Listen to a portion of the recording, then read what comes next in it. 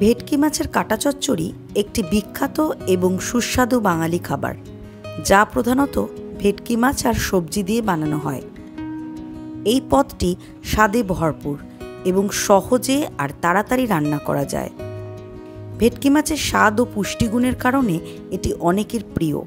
এটি গরম ভাতের সাথে খেতে সবথেকে বেশি ভালো লাগে। তাহলে চলো বানানো শুরু করি। কাটা চচ্চড়ি বানানোর জন্য আমরা এখানে 750 গ্রাম ভেটকি মাছের কাটা নিয়ে নিয়েছি। ভালো করে ধুয়ে পরিষ্কার করে নেওয়ার পর এর মধ্যে আমরা দিয়ে দেব 1 টিস্পুন নুন আর 1 টিস্পুন হলুদ গুঁড়ো। এবার নুন আর হলুদ গুঁড়ো আমরা কাটার মধ্যে ভালো করে মাখিয়ে নেব। এখানে আমাদের একটু সাবধানতা বজায় রাখতে হবে, তা না হলে হাতে কাটা ফুটে যাওয়ার সম্ভাবনা থাকতে পারে। নুন হলুদ মাখিয়ে মিনিট 10 মতো রেখে দেব। এবার একটা মশলার পেস্ট বানিয়ে নেব। তার জন্য একটা মিক্সির জারে 4টে শুকনো লঙ্কা আর 20 থেকে 25 কোয়া রসুন অল্প জল দিয়ে বেটে নেব।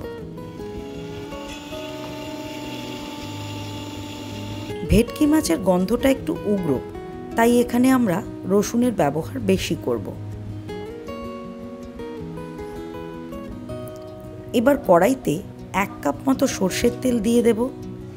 তেল গরম হয়ে এলে নুন হলুদ মাখানো মাছের কাটাগুলো ভেজে নেব।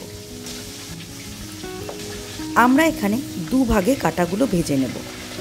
সব কাটাগুলো একবারে দেব না, তাহলে ঠিকঠাক ভাজা হবে না। প্রথমে আমরা অর্ধেক কাটা ফ্রাই করে নেব। কাটাগুলোকে আমরা ভালো করে 5 মিনিট ধরে ভেজে নেব। কাটাগুলো আমাদের ডিপ ফ্রাই হবে। কাটাগুলো যত ভালো ভাজা হবে এই রান্নার স্বাদ ততই ভালো হবে। এরপর বাকি কাটাগুলো একইভাবে 5 মিনিট ধরে ভেজে নেব।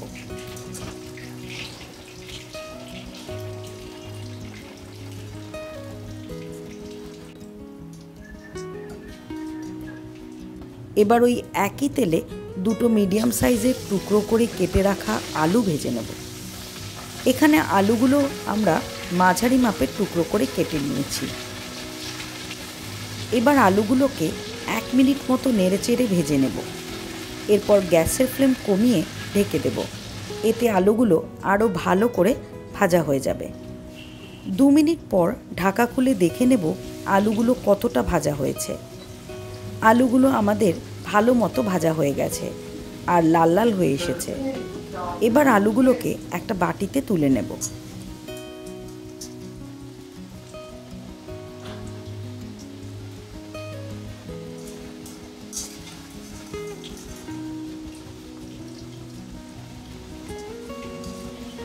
এবার ওই একই তেলে 3টে ছোট এলাচ আর 2টো শুকনো লঙ্কা ফোড়ন দিয়ে দেব। ফোড়নটা একটু নেড়েচেড়ে নিয়ে এবার ওর মধ্যে স্লাইস করে কেটে রাখা পেঁয়াজ দিয়ে দেব। এখানে আমি 2টো মিডিয়াম সাইজের পেঁয়াজ নিয়েছি। এবার পেঁয়াজগুলোকে আমরা ভাজা ভাজা করে নেব। গ্যাসের ফ্লেম মিডিয়াম টু লোতে রেখে 1.5 মিনিট ধরে ভেজে নেব। পেঁয়াজের রং হালকা বাদামি হয়ে এসেছে। এবার এর মধ্যে আমরা শুকনো লঙ্কা আর রসুনের পেস্টটা দিয়ে দেব। শুকনো লঙ্কা আর রসুনের পেস্টটা পেঁয়াজ ভাজার সাথে ভালো করে ভেজে নেব। ততক্ষণ ভাজবো যতক্ষণ না পর্যন্ত মশলার কাঁচা গন্ধ চলে যাচ্ছে। মশলার কাঁচা গন্ধ চলে গেছে। এবার একটা বড় সাইজের টমেটো কুচি দিয়ে দেব। একই সাথে দিয়ে দেব 1/2 টিস্পুন নুন, 1 টিস্পুন ধনে গুঁড়ো, 1/2 টিস্পুন হলুদ গুঁড়ো আর ভালো করে সব একসাথে 20 সেকেন্ড ধরে কষিয়ে নেব। এই সময় মশলার বাটি ধুয়ে সামান্য জল দিয়ে দেব, যাতে মশলা পুড়ে না যায়, আর গ্যাসের ফ্লেমটা মিডিয়ামে করে দেব।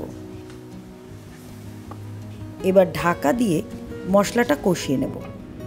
ঢাকা দিয়ে গ্যাস কমিয়ে এইভাবে মশলা কষালে মশলা খুব ভালোভাবে কষানো হয়। 3.5 থেকে 4 মিনিট পর ঢাকা খুলে সব মশলাগুলোকে একবার নেড়ে মিশিয়ে নেব।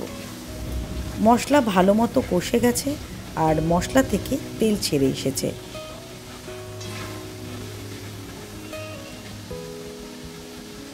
এবার ভেজে রাখা মাছের কাঁটাগুলো দিয়ে দেব আর মশলার সাথে ভালো করে কষিয়ে নেব।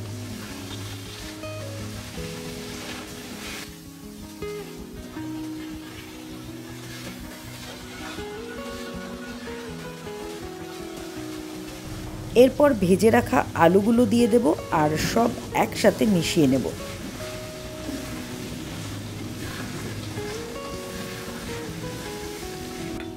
আর এর মধ্যে দেব 5টা চেরা কাঁচা লঙ্কা। ঝালটা তোমরা তোমাদের স্বাদ অনুযায়ী দিতে পারো। আবারও সব মিশিয়ে নিয়ে অল্প জল দিয়ে দেব আর জল দিয়ে 5 মিনিটের জন্য ঢেকে দেব, যাতে মাছের কাঁটাগুলো ভালো মতো সেদ্ধ হয়ে যায়।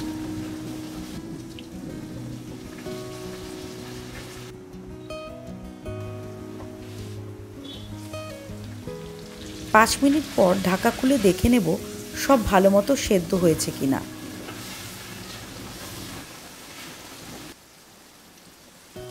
সব ভালো মতো সেদ্ধ হয়ে গেছে। আমাদের কাটা চচ্চড়িতে আরও একটু নুনের প্রয়োজন, তাই হাফ টিস্পুন নুন, হাফ টিস্পুন চিনি, হাফ টিস্পুন গরম মশলা আর 1 মুঠো কুচনো ধনেপাতা দিয়ে ভালো করে মিশিয়ে নেব।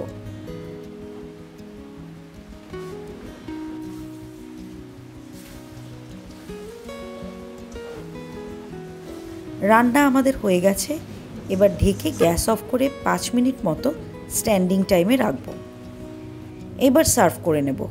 তৈরি হয়ে গেল আমাদের ভেটকি মাছের কাটা চচ্চড়ি। ভিডিওটা তোমাদের কেমন লাগলো কমেন্ট করে জানিও কিন্তু। ভালো লাগলে লাইক আর বন্ধুদের সাথে শেয়ার করো। আর আমার ভিডিওটা যদি তোমরা প্রথম দেখে থাকো তাহলে চ্যানেলটা সাবস্ক্রাইব করার অনুরোধ রইল। আবার দেখা হচ্ছে অন্য কোনো রেসিপি নিয়ে পরের ভিডিওতে।